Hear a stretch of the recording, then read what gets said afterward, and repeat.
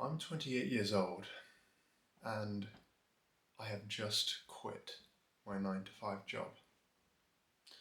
So I know what a lot of people will be thinking right now, particularly a lot of individuals within the boomer generation. They'll be thinking, you're mad, you're nuts, you're crazy doing this. They might also say something like, when I was your age, I had a house. Things were very different back then. Things were very different a good 10, 20, 30 years ago when the boomers were buying houses, right? You could work a 9 to 5 and purchase a house. You could afford a mortgage. But the cost of living crisis now is such that it's so hard to survive just on a 9 to 5. Like it's not enough. And I made a little joke the other day when I was with my girlfriend, obviously.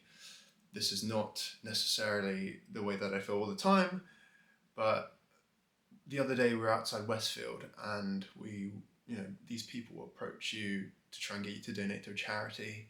And I just said, as a bit of a joke, kind of a half joke, but also kind of a half truth as well, that I'm a charity. I need the money. So, I don't know, I feel like there's a lot of charities out there and they're always asking the day-to-day middle-class people who are already kind of struggling a little bit.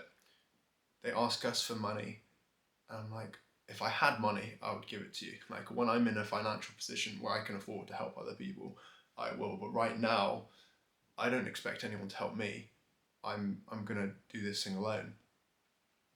Anyway, sorry, I digress a little bit. What I really wanted to talk about in this video was the fact that my last day working in a hospital was a little bit surreal.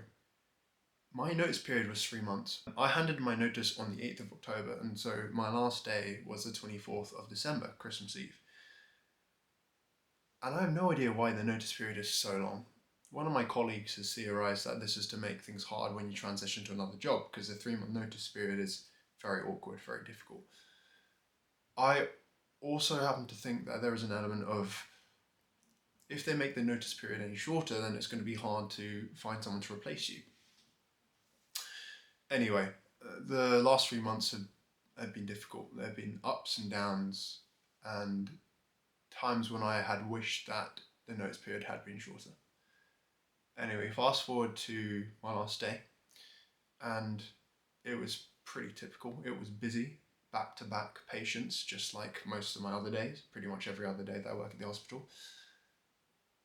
And there was an eerie sense of calm, despite the fact that my day was still busy and there were still loads of people coming into clinic. But I think I had calm because I knew that it was my last day, because I knew that I didn't have to deal with all the crap that was kind of coming. It's kind of terrifying going on your own little journey, and I look back and I see that I was quite miserable, and I think ever since starting to work in healthcare, I have been miserable. There have been days when I didn't want to get out of bed. There have been days when I went to bed and didn't want to wake up the next morning.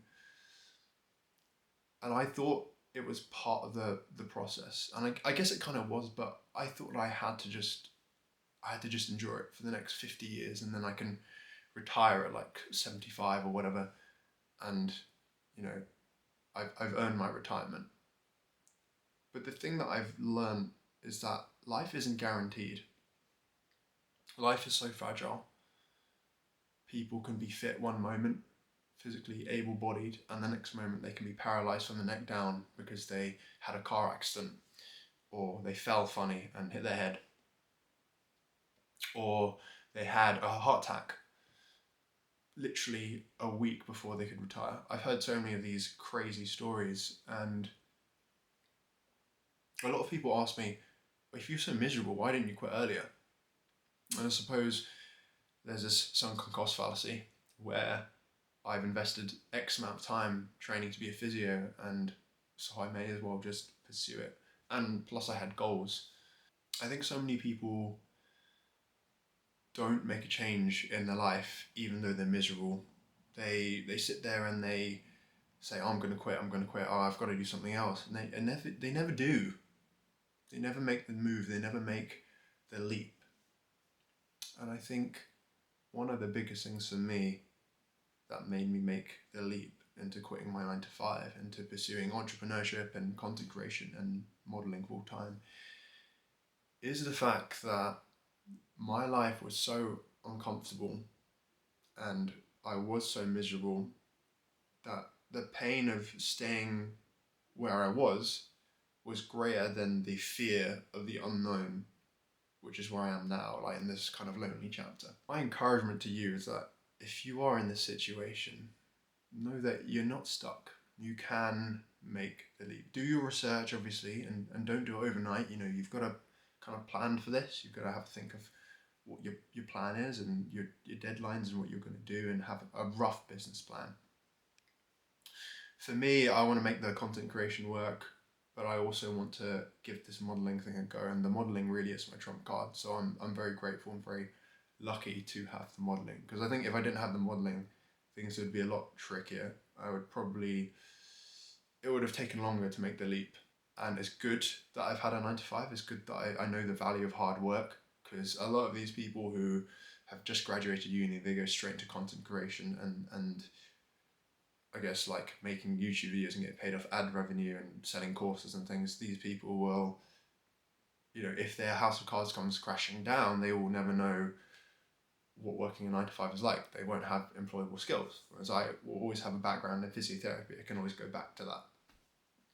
So yeah, if you're at uni already, don't just drop out of uni and be like, I'm going to be an entrepreneur, I'm going to be a content creator. You've got to have the backup plan, but also know that you don't have to live a life of misery, because life is too short for that. And yeah, I hope that kind of makes sense. I'll catch you guys in the next one.